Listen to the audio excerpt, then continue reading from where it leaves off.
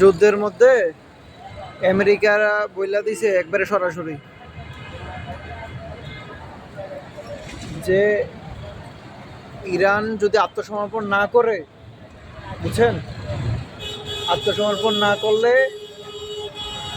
ইরানকে উড়াই দেওয়া হবে। হ্যাঁ, অলরেডি আকাশসীমা আপনার যুক্তরাষ্ট্রের যুদ্ধ বিমান আকাশে অলরেডি ফ্লাই করতেছে।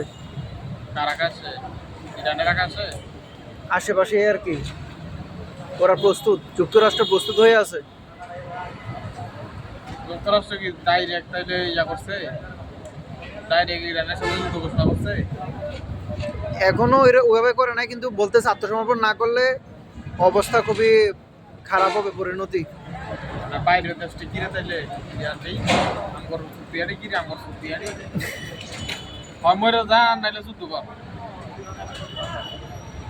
এমন মরবো হেমন মরবো দেখবে। যদি যুদ্ধ করতে তাহলে কিছুদিন বেঁচে থাকলো, আর নাইলে মরবার আগে মনে করছো তুমি চুপচাপ থেকে তোমার শারীরিক মনে করছো। ওমা এই যে ইসরায়েল তো সরাসরি বইলেই দিছে ইরানের পরে ধরব হচ্ছে পাকিস্তানের।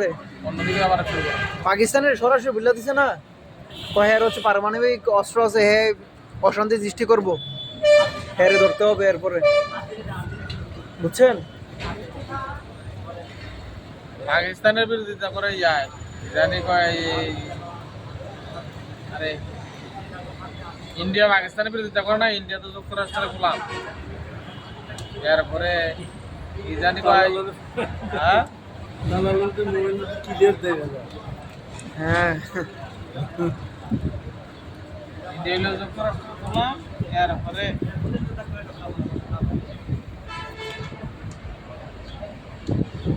কোন দিকটা সাইল কাটাইছে, যুদ্ধ কি চলে? হ্যাঁ, যুদ্ধ তো অলরেডি মোটামুটি ইয়ে হয়ে গেছে। ইরান আর ইসরায়েল তো যুদ্ধ চলমান। ইহুদিরা খুবই খারাপ, বুঝছেন, ইহুদিগুলো সব এক হয়েছে। এখন মুসলমানগুলো তো এক হইতে পারতেছে না, মুসলমান আরো গাড়ি দেয়, এক হয়ে যাইতো আর এরকম সমস্যা হইতো না। মুসলমান আরো গাড়ি দেয়।